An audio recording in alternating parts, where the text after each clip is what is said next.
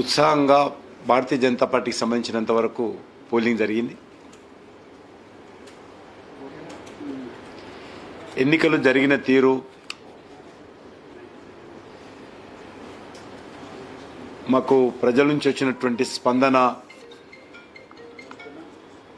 బీజేపీకి మంచి ఫలితాలు చేకూరనున్నది. అందరినీ ఆశ్చర్యపరిచే విధంగా ఈ ఫలితాలు ఉంటాయని మేము ఎక్స్పెక్ట్ చేస్తా ఉన్నాను. మొదటి నుంచి కూడా మేము ఎక్స్పెక్ట్ చేస్తున్నప్పటికీ గత వారం రోజులుగా ప్రజల్లో అనూహ్యమైనటువంటి మార్పు జరిగింది. ముఖ్యంగా ముఖ్యమంత్రి వ్యవహరించినటువంటి తీరు, ఆయన మాట్లాడినటువంటి మాటలు, చేసినటువంటి తప్పుడు ప్రచారము, మా మీద చల్లినటువంటి బురద ప్రజలలో చాలా స్పష్టంగా దీని ప్రభావం ఉన్నది. ఎన్నడూ లేని విధంగా ఎన్నికలకు ముందు అనేక రకాల తప్పుడు ప్రచారం చేసేటువంటి ప్రయత్నం ఇటు కాంగ్రెస్ పార్టీ అటు బీఆర్ఎస్ పార్టీ ఇద్దరు చేశారు. అది రాజ్యాంగం విషయంలో కావచ్చు, రిజర్వేషన్ల విషయంలో కావచ్చు, మోడీ గారి మీద వ్యక్తిగతంగా విమర్శించడం కావచ్చు. తెలంగాణ ప్రజలు పూర్తిగా దానికి వ్యతిరేకంగా ప్రతిస్పందించారు.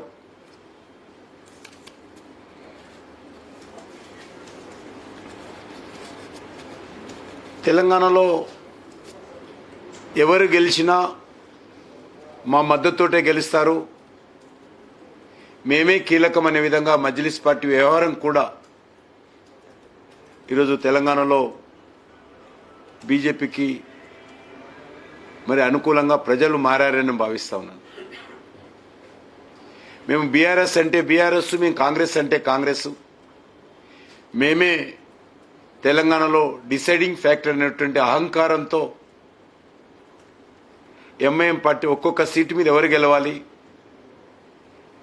అనేటువంటి విధంగా సూటు కేసులు తీసుకొని అభ్యర్థుల నుంచి మద్దతు ప్రకటించడం జరిగింది. దాని కారణంగా కూడా ప్రజల్లో ఈరోజు మోడీ గారు రావాలనేటువంటి ఏకైక ఆలోచన, మోడీ గారు మళ్ళీ ప్రధానమంత్రి కావాలనేటువంటి ఆకాంక్ష తెలంగాణ ప్రజల్లో చాలా స్పష్టంగా కనిపించింది. ముఖ్యంగా గ్రామీణ ప్రాంతాల్లో అనేక గ్రామాలు కాంగ్రెస్, బీజేపీ, బీఆర్ఎస్ కూర్చొని ఈసారి మన గ్రామం నుంచి మెజార్టీ ఓట్లు మోడీ గారికి వేద్దామనేటువంటి నిర్ణయం తీసుకోవడం అనేటువంటిది చాలా గ్రామాల్లో జరిగింది. అది కూడా 1-2 రోజుల ముందే పూర్తి స్థాయిలో నిర్ణయం తీసుకున్నారు వాళ్ళు. దాని పర్యవసానమే ఈరోజు గ్రామీణ ప్రాంతాల్లో ఎక్కువ శాతం ఓట్లు బీజేపీకి అనుకూలంగా రావడం ఏదైతున్నదో చాలా స్పష్టంగా కనిపిస్తూ ఉంది. ఇన్నాళ్ళు బీజేపీ లేనటువంటి గ్రామాల్లో కూడా, బలంగా లేనటువంటి గ్రామాల్లో కూడా ఓటింగ్ శాతం మోడీ గారికి అనుకూలంగా, బీజేపీకి అనుకూలంగా చాలా స్పష్టంగా కనిపిస్తుంది. ముఖ్యంగా మహిళలు, యూత్ చాలా పెద్ద ఎత్తున బీజేపీకి అనుకూలంగా ఓటింగ్లో పాల్గొన్నారు. ఏదైతే Revanth Reddy and company, KTR and company వీళ్ళు రాజ్యాంగం మారుస్తారు, రిజర్వేషన్ ఎత్తేస్తారని ఇద్దరూ పల్లెవెత్తుకున్నారు. ముందు కాంగ్రెస్ ఎత్తుకున్నటువంటి పల్లవి మేమే వెనుకబడిపోతామన్న ఉద్దేశంతో బీఆర్ఎస్ కూడా అదే పల్లెవెత్తుకున్నది. కానీ ప్రజలు ఆ స్టేట్మెంట్ చూసి నవ్వుకుంటున్నారు. ఈ దేశంలో రిజర్వేషన్స్ ఎత్తేసేటువంటి శక్తి ఎవరికీ లేదు. ప్రధానమంత్రి గారు ఒక మాట ముందుకెళ్ళి అన్నారు, డాక్టర్ బాబాసాహెబ్ అంబేద్కర్ గారు అనుకున్నా కూడా రిజర్వేషన్ ఎత్తేయలేరు. అటువంటి విధంగా ఈరోజు పటిష్టంగా ఈ దేశంలో రిజర్వేషన్స్ అమలు జరుగుతూ ఉన్నాయి. నా కంఠంలో ప్రాణం ఉండగా రిజర్వేషన్స్ నిర్వీర్యత కానివ్వను, మరింత అంకిత భావంతో రిజర్వేషన్స్ ను అమలు చేస్తానని ప్రధానమంత్రి గారు చెప్పారు. కాబట్టి అంత స్పష్టంగా చెప్పిన తర్వాత కూడా తాను పట్టిన కుందేలకు మూడే కాలు అనే విధంగా గత ఎన్నికల్లో ఏదైతే బీజేపీ బీఆర్ఎస్ అనేటువంటి ఒక నినాదంతో కాంగ్రెస్ పార్టీ అధికారంలోకి వచ్చిందో ఈసారి రాజ్యాంగము రిజర్వేషన్స్ నినాదంతో తెలంగాణలో గెలవాలని రేవంత్ రెడ్డి కుట్ర చేశాడు. ఆ రోజు అదేవిధంగా తప్పుడు ప్రచారం చేసి సక్సెస్ఫుల్గా బీజేపీ బీఆర్ఎస్ ఒకటి అనే నినాదంతో కాంగ్రెస్ పార్టీ బీజేపీని వెనుకకు నెట్టేసి ఆ రోజు అధికారంలోకి వచ్చింది. మళ్ళీ ఇప్పుడు పార్లమెంట్ ఎన్నికల్లో కూడా రిజర్వేషన్స్ అంశాన్ని ముందుకు తీసుకొచ్చి మేము గెలుస్తామనేటువంటి దుర్మార్గపు ఆలోచన చేసినప్పటికీ ఏ వర్గాలైతే రిజర్వేషన్ పరిధిలో వస్తాయో వాళ్లే ఈరోజు ముందుండి బీజేపీకి ఓట్లు వేశారని చెప్పి నేను భావిస్తా ఉన్నాను. 1% కూడా రేవంత్ రెడ్డి మాట ఎవరూ నమ్మలేదు. ఆయన నవ్వులపాలయ్యాడు. ఆయన మాటలు విని ప్రజలు నవ్వుకున్నారు. ఒక విచిత్రంగా ఆయన మాటలను ప్రజలు మరి ఈరోజు విన్నారని ఈ సందర్భంగా మనం చేస్తున్నాను.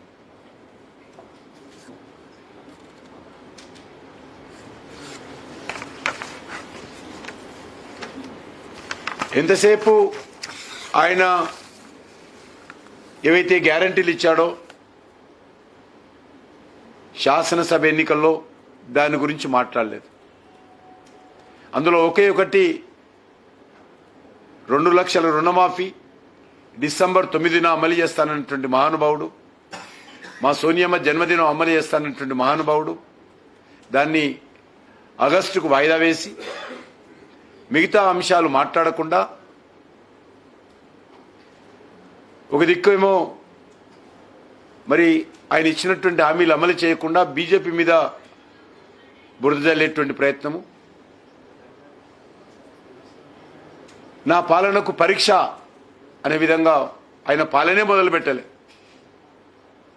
ఆయన ఇంతవరకు పాలనే మొదలు పెట్టకుండా నా పాలనకు పరీక్ష అన్నాడు. కాబట్టి రేపు ఫలితాలు వచ్చిన తర్వాత ఆయన ఏం పరీక్ష పాస్ అయ్యాడో ఫెయిల్ అయ్యాడో తెలుస్తుంది. ఆయన ఫెయిల్ అయితే ఏం చేస్తాడో ఆయననే చెప్పుకోవాలి. ఎందుకంటే ఎవరు అడగలే ఆయనను. ఆయన పాలనకు తీర్పు ప్రజలు ఇస్తారు అని చెప్పి మాట్లాడాడు. కాబట్టి ఆయన పాలన తీర్పు ఏ రకంగా ఉంటుందో, ఆయనకు వ్యతిరేకంగా వస్తే ఏ రకంగా ఆయన స్పందిస్తారో ఆయననే చెప్పాల్సిన అవసరం ఉంది. ఒక మాటలో చెప్పాలంటే ఒక నిశ్శబ్ద విప్లవం తెలంగాణలో అన్ని ప్రాంతాల్లో కనిపించింది.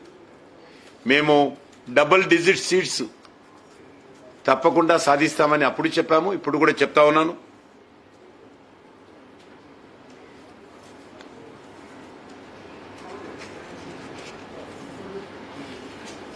ఈ ఎన్నికల్లో ఒక నూతన రాజకీయ అధ్యాయం ప్రారంభం కానున్నది. భారతీయ జనతా పార్టీ ఒక ప్రత్యామ్నాయ శక్తిగా ఇటు కాంగ్రెస్ పార్టీకి అటు బీఆర్ఎస్ పార్టీకి ఈరోజు ఆవిర్భవించనున్నది. అంతేకాకుండా బీఆర్ఎస్ యొక్క ప్రభావము పూర్తిగా కనుమరుగవుతుంది. ఆ పార్టీ తెలంగాణ రాజకీయాల్లో ఇర్రెలవెంట్ ఈరోజు అవతరించనున్నారు.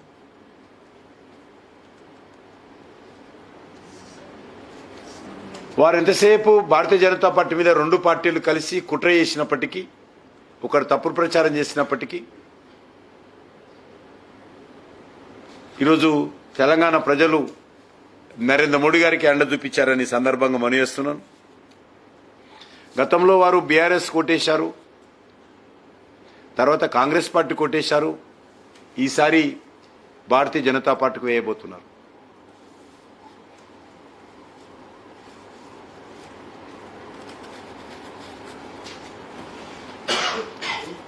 తప్పకుండా రానున్న రోజుల్లో తెలంగాణలో ఒక ఆర్థిక సంక్షోభం ఏర్పడేటువంటి ప్రమాదం ఉంది. ఇష్టారాజ్యంగా 2 పార్టీలు తెలంగాణ అభివృద్ధి గురించి ఆలోచన చేయకుండా, తెలంగాణ ప్రజల భవిష్యత్తు గురించి ఆలోచన చేయకుండా ఓటు బ్యాంక్ రాజకీయాలతో ప్రజలను మభ్యపెట్టేటువంటి ప్రయత్నమే చేశారు తప్ప ఇచ్చిన హామీలు అమలు చేయలేనటువంటి పరిస్థితుల్లో రెండు పార్టీలు ఉన్నాయి. గతంలో బీఆర్ఎస్ పార్టీ అదే విధంగా వివరించింది. 100 రోజుల్లో సోనియా గాంధీ స్వయంగా సంతకం పెట్టి ప్రతి ఇంటికి ఉత్తరాలు పంపించింది. ప్రతి ఇంటికి కరపత్రం వెళ్ళింది సోనియా గాంధీ స్వయం దస్తూరితో. మేము ఇవన్నీ కూడా 100 రోజులు అమలు చేస్తామని. కానీ ఒక్క బస్సు సౌకర్యం తప్ప ఏ ఒక్కటి కూడా తెలంగాణలో ఈరోజు అమలు చేయలేదు. ఆ బస్సు సౌకర్యం కూడా ఇమ్మీడియట్గా ఆర్టీసీకి పేమెంట్ చేయడం లేదు. ఇప్పటికే నష్టాలలో కూరుకుపోయినటువంటి ఆర్టీసీ, దానికి రాష్ట్ర ప్రభుత్వము ఖచ్చితంగా ఏ నెల కానెల ఉచిత ప్రయాణం చేస్తున్నటువంటి ప్రయాణికుల కారణంగా ఏదైతే ఖర్చు అవుతా ఉందో, ఏదైతే ఆర్టీసీ మీద భారం పడతా ఉందో, దాన్ని వెంటనే నెల నెల చెల్లించాల్సిన బాధ్యత రాష్ట్ర ప్రభుత్వం మీద ఉన్నదనే విషయాన్ని ఈ సందర్భంగా మనవిస్తున్నాం. కానీ అది కూడా చెల్లించకుండా ఈరోజు మేము ఆ పథకం అమలు చేశామని ఈరోజు దాటవేసేటువంటి ప్రయత్నం ఈ యొక్క కాంగ్రెస్ పార్టీ వ్యవహారం చేస్తూ ఉంది. అది నిరుద్యోగ భృతి కావచ్చు, మహిళలకు నెలకు 2,500 రూపాయలు కావచ్చు, నిరుద్యోగ భృతి కింద నెలకు 4,000 రూపాయలు కావచ్చు, పెన్షన్స్ పెంచే కార్యక్రమం కావచ్చు 4,000కు, లేకపోతే ఎకరానికి 15,000 రూపాయలు కావచ్చు, కౌలు రైతులకు ఎకరకు 15,000, రైతు కూలీలకు నెలకు 12,000. ఏది కూడా రైతు కూలీలకు కూడా 12,000 ఇస్తామని చెప్పి వీళ్ళ యొక్క 6 గ్యారెంటీల్లో హామీ ఇవ్వడం జరిగింది. తులం బంగారము, పెళ్లి చేసుకుంటే తులం బంగారం ఇస్తామని చెప్పారు. పెళ్లిళ్ళ సీజన్ అయిపోతుంది కానీ తులం బంగారం ఇవ్వడం లేదు. ఇవన్నీ ఆ గ్యారెంటీలలో ఉన్నాయి. ఆ రకంగా అనేక రకాల 420 హామీలు రేవంత్ రెడ్డి ఇచ్చాడు. కాబట్టి రేవంత్ రెడ్డి అబద్ధాలు ఆడడంలో, బురదలే విషయంలో ఇకనైనా మానుకొని ఇచ్చినటువంటి హామీల మీద దృష్టి పెడితే తెలంగాణ రాష్ట్రానికి ప్రజలకు మేలు జరుగుతుంది. ఎన్నికలకు ముందు పూనకం పట్టినట్టు రేవంత్ రెడ్డి బీజేపీని విమర్శించడం, మోడీ గారిని వ్యక్తిగతంగా విమర్శించడం, ఒక ప్రధానమంత్రి తాను ఒక ముఖ్యమంత్రి అనేటువంటి విషయం మర్చిపోయి మరి ఆయన ఆ రకంగా ఆరోపణలు చేశాడు. దానికి ఖచ్చితంగా ప్రజలు జూన్ 4 నాడు తెలుస్తుంది దాని ఫలితం ఏ రకంగా ఉండబోతుందో.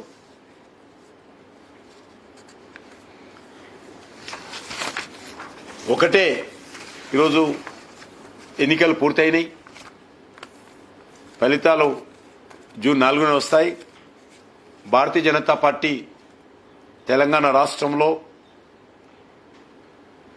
ఏదైతే 400 పైచీలకు హామీలు కాంగ్రెస్ పార్టీ ఎన్నికలకు ముందు తెలంగాణ ప్రజలకు ఇచ్చిందో వాటి అమలుకు ఖచ్చితంగా ప్రజల పక్షాన నిలబడి భారతీయ జనతా పార్టీ పోరాటం చేస్తుంది. చివరి వరకు పోరాటం చేస్తాము. అడుగడుగునా కాంగ్రెస్ పార్టీని నిలదీసేటువంటి ప్రయత్నం చేస్తాం. అందుకే మేము ముఖ్యమంత్రి గారిని కోరుతా ఉన్నాము, ఇకనైనా బురద జల్లేటువంటి రాజకీయాలకు, నీచమైనటువంటి రాజకీయాలకు దిగజారకుండా ఇచ్చినటువంటి హామీలపైన దృష్టిని కేంద్రీకరిస్తే మరి తెలంగాణ ప్రజలకు మేలు జరుగుతుందని ఈ సందర్భంగా మనవి చేస్తా ఉన్నాను. అదేవిధంగా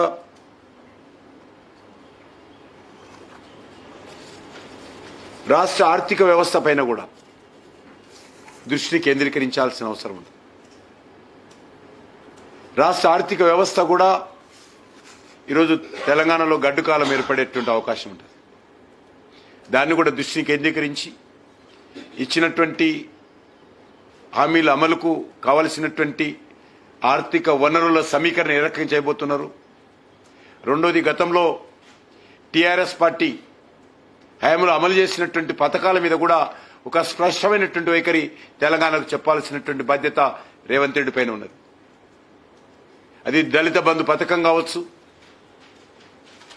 కళ్యాణ లక్ష్మి పథకం కావచ్చు, ఫీజు రియంబర్స్మెంట్ కావచ్చు, ఆరోగ్యశ్రీ పథకం కావచ్చు. ఈరోజు ఆరోగ్యశ్రీ ఆగిపోయింది, దానికి పేమెంట్స్ ఇవ్వడం లేదు. ఫీజు రియంబర్స్మెంట్, ఫీజు స్కాలర్షిప్స్ కూడా ఈరోజు ఆగిపోయినాయి. కాబట్టి వీటన్నిటిపైన కూడా రాష్ట్ర ప్రభుత్వము తమ వైఖరి స్పష్టం చేయాల్సిన అవసరం ఉంది. ఇప్పటికే గత అనేక సంవత్సరాలుగా అమలు జరుగుతున్నటువంటి రాజశేఖర రెడ్డి హయాం కావచ్చు, అంతకుముందు నుంచి కూడా అమలు జరుగుతున్నటువంటి పథకాల గురించి ఏంటి, కొత్తగా ఆయన ఇచ్చినటువంటి అనేక రకాల హామీల గురించి ఏంటి, పూర్తి స్థాయిలో ఎప్పటి నుంచి అమలు చేస్తారు, ఆ పథకాలు ఉన్నాయా లేవా, వాటిపైన రాష్ట్ర ప్రభుత్వ వైఖరేంటి, కాంగ్రెస్ పార్టీ వైఖరేంటి, ప్రజలకు స్పష్టం చేసి ఈ యొక్క పథకాలన్నిటిపైన కూడా ఒక సమగ్రంగా మరి ఈరోజు ప్రజలకు చెప్పాల్సినటువంటి అవసరం ఉంది. ఆ దిశలో రాష్ట్ర ప్రభుత్వము స్పష్టమైనటువంటి వైఖరి తెలియజేయాల్సినటువంటి అవసరం ఉందనే విషయాన్ని ఈ సందర్భంగా మనీస్తున్నాం. రాహుల్ గాంధీ ఎన్నికలకు ముందు వచ్చాడు హైదరాబాద్లో. కొత్త ప్రణాళిక, ఉన్న ప్రణాళిక మర్చిపోయాడు. తెలంగాణకి ఇచ్చినటువంటి గ్యారెంటీలు మర్చిపోయాడు. ఇచ్చినటువంటి హామీలు మర్చిపోయి కొత్త హామీలు ఇచ్చిపోయాడు. కానీ కొత్త హామీలు ఇచ్చినప్పుడు పాత హామీల పరిస్థితి ఏంది, ఇప్పటికే తెలంగాణలో అమలు జరుగుతున్నటువంటి పథకాల పరిస్థితి ఏంది, వాటిని అమలు చేస్తారా లేదా, వాటిని రద్దు చేశారా, కాంగ్రెస్ పార్టీ కాంగ్రెస్ పార్టీ రాజశేఖర హయాంలో ప్రారంభించినటువంటి పథకాల సంగతి ఏంది, ఆ తర్వాత వచ్చినటువంటి ప్రభుత్వం ప్రవేశపెట్టినటువంటి పథకాల పరిస్థితి ఏంది, ఇప్పుడు మీరు ఇచ్చినటువంటి 6 గ్యారెంటీలు ఏంటి, ఇచ్చినటువంటి 400 పైచీలకు హామీలేంటి, వీటన్నిటిపైన కూడా ఏది ఉంటుంది ఏది పోతుంది, ఇవన్నీ కూడా ప్రజలకు చెప్పాల్సినటువంటి అవసరం ఉందని చెప్పి నేను ఈ సందర్భంగా మనవి చేస్తా ఉన్నాను. ఆ దిశలోనే రానున్న రోజుల్లో కార్యాచరణ ప్రణాళిక రూపొందించుకొని ముందుకెళ్తాం. తప్పకుండా ఒక స్పష్టమైనటువంటి విధి విధానాలు రూపకల్పన చేసుకొని తెలంగాణలో భారతీయ జనతా పార్టీ ఒక ప్రత్యామ్నాయ శక్తిగా ఎదగడం కోసం అన్ని విధాలుగా మా కార్యాచరణ ప్రణాళికతో ముందుకెళ్తామని మనవి చేస్తాం.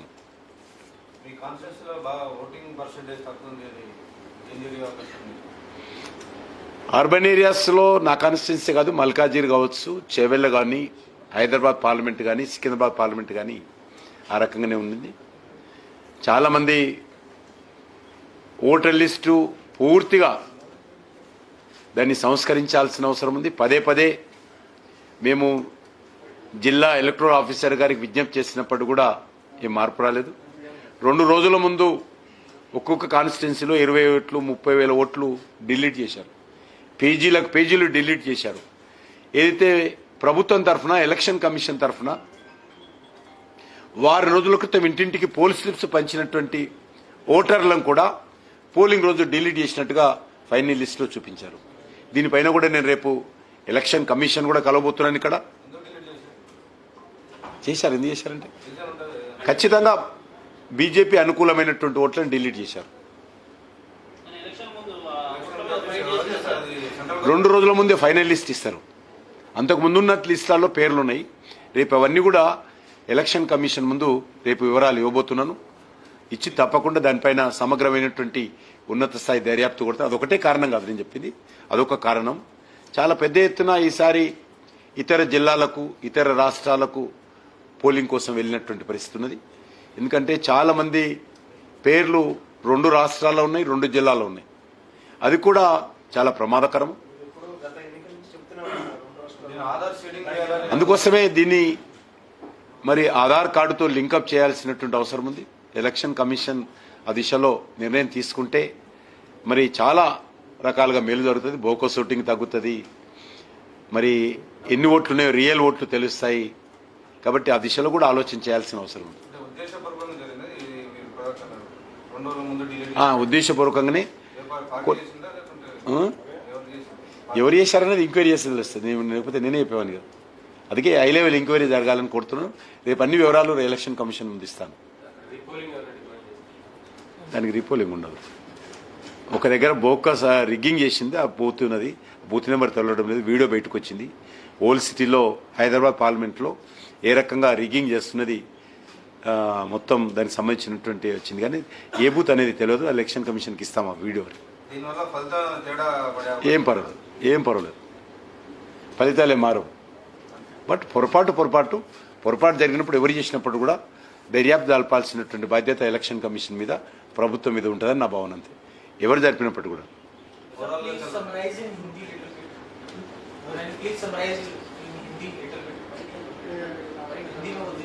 फिर आई ना आपका अलग बताऊंगा. డబుల్ డిజిట్ సీట్స్ వస్తాయని చెప్పిన నేను మొదటి నుంచి కూడా. ఆ మాట మీద నిలబడు ఈ రోజు కూడా. తప్పకుండా ఉండొచ్చు కదా, వాళ్ళు మాకు వస్తుందని చెప్తారు. నేను చెప్తున్నాను కాంగ్రెస్కి వస్తాయని నేను కూడా చెప్పాను కదా. ఎవరి పార్టీ వాళ్ళు చెప్పుకుంటారు, తప్పే ఉంది.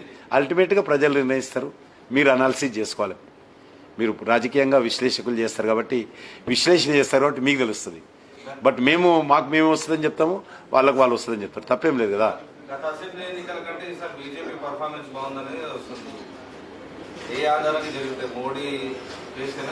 ఖచ్చితంగా నరేంద్ర మోడీ గారు గత శాసనసభ ఎన్నికల్లో కూడా ప్రజలందరూ కూడా మేము అసెంబ్లీ ఎలక్షన్స్కి పోతే ఎన్నికల్లో మేము మీకు వేయడం లేదు, మేము వచ్చే పార్లమెంట్ ఎలక్షన్ పెద్ద ఓటు మీకేస్తాము, ఢిల్లీ ఓటు మీకు వేస్తామనేటువంటి విషయము చాలా స్పష్టంగా గత ఎన్నికలప్పుడే ప్రజలు చెప్పారు. మా పార్టీ కార్యకర్తలు డోర్ టు డోర్ చేస్తున్నప్పుడు శాసనసభ ఎన్నికల్లో చెప్పారు. ప్రజలు ఆ మాటకే కట్టుబడి ఉండి, అప్పుడు చెప్పిన మాటకే కట్టుబడి ఉండి ఈరోజు బీజేపీకి అనుకూలంగా ఓటు వేశారని చాలా నియోజకవర్గాల్లో మాకు వస్తున్నటువంటి మనకు వివరాలు అందుతా ఉన్నాయి.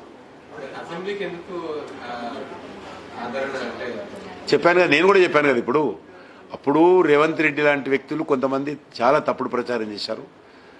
బీజేపీ బీఆర్ఎస్ ఒకటే అనేటువంటిది చాలా సక్సెస్ఫుల్గా ప్రజల మధ్యలో తీసుకెళ్లారు.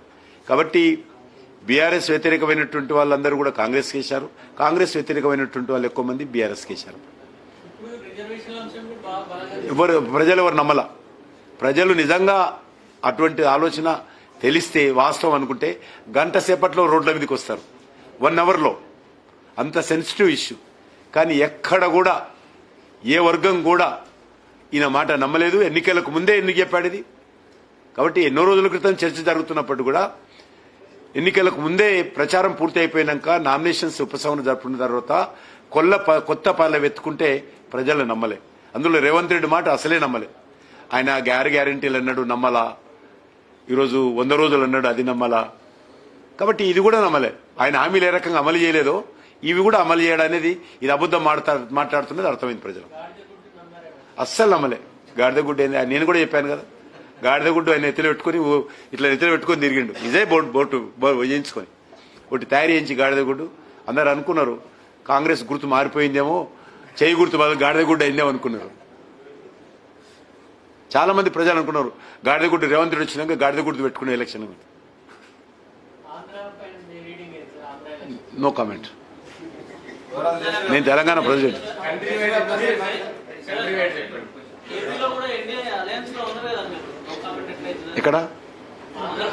ఇక్కడ నేను తెలంగాణ ప్రెసిడెంట్ గా మాట్లాడుతున్నాను. ఖచ్చితంగా ఆంధ్రలో ఎన్డీఏ గెలుస్తుంది, అదైతే చెప్పగలుగుతుంది.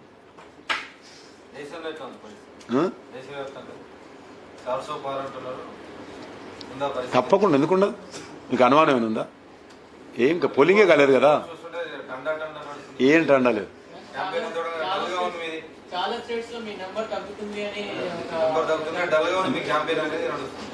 సరే, ఇంకెవరి క్యాంపెయిన్ బాగుందో మరి అది చెప్పరాదు. ఎవరి క్యాంపెయిన్ ఎక్కువ ఉందో బాగుంది చెప్పు. రాహుల్ గాంధీ క్యాంపెయిన్ బాగుందా? ఎవరి క్యాంపెయిన్ బాగుంది? మాది లేదనుకో, ఒప్పుకుంటా.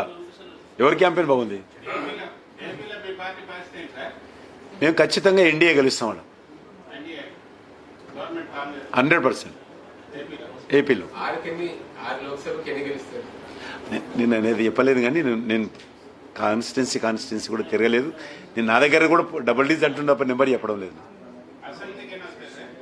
ఎక్కడ గవర్నమెంట్ ఫామ్ చేస్తామని చెప్పాం కదా, అంత మటుకు నేను చెప్పగలుగుతా. నాకు వస్తున్నటువంటి సమాచారం మీలాంటి వాళ్ళ దగ్గర వచ్చినటువంటి వివరాలు, మా పార్టీ సోర్సెస్ ద్వారా వచ్చినటువంటి వివరాల ప్రకారం పత్రికలు వస్తున్నటువంటిది, అక్కడ జరుగుతున్నటువంటి రాజకీయమైనటువంటి పరిస్థితులను బట్టి చాలా స్పష్టంగా చెప్పగలుగుతాము అక్కడ ఎన్డీఏ భాగస్వామ్య పార్టీలు గెలవబోతున్నాయని.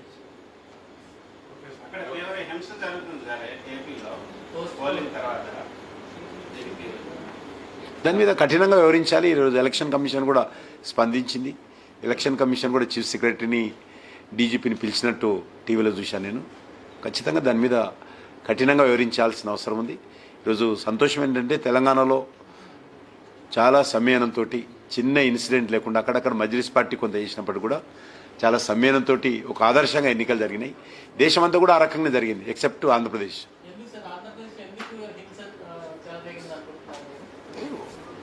నిరాశ నిస్పృహలు ఉండొచ్చు, పట్టుదల ఉండొచ్చు రెండు పార్టీల మధ్యలో, అక్కడక్కడ అభ్యర్థుల మధ్యలో ఉంటాయి. అది కొద్దిగా ఫ్యాక్షన్ ఏరియాస్ కొన్ని గుంటూరు అటువంటి ఉన్నాయి కాబట్టి రాయలసీమలో ప్రశాంతంగా జరిగాయని గుంటూరు దాంట్లో ఫ్యాక్షన్ ఏరియాలో జరుగుతున్నట్టు వార్తలు వస్తున్నాయి. నాకేం డైరెక్ట్ ఇన్ఫర్మేషన్ లేదు అక్కడ. ఖచ్చితంగా వాళ్ళు అడుగుతున్నారు కదా, అందుకే ఇన్ఫర్మేషన్.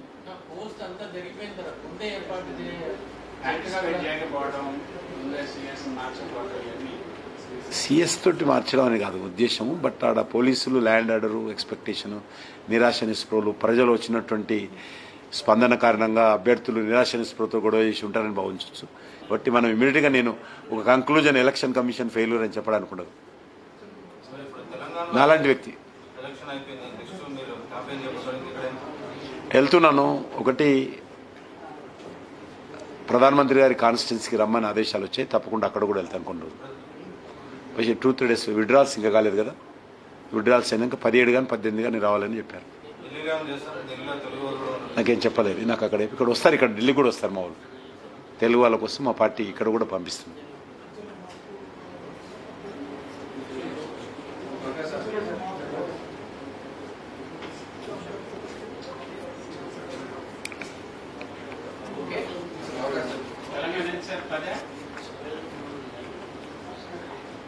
డెఫినెట్గా ఇంకా పెరగాలి. 10కి పరిమితం కాదలుచుకోలేదు. అల్టిమేట్గా బాగా అండర్కరెంట్ ఉంటే పెరుగుతుంది సెంబర్.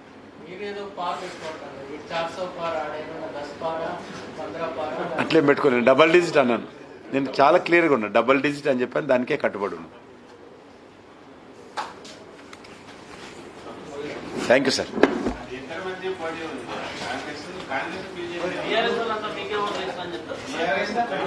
12 సీట్లు వస్తాయంటే మాకేసినట్టు.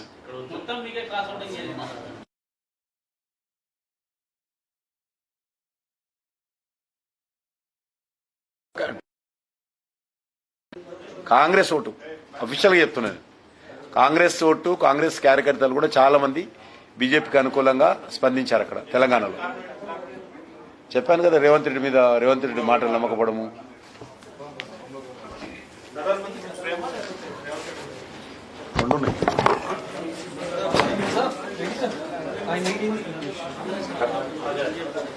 రెండు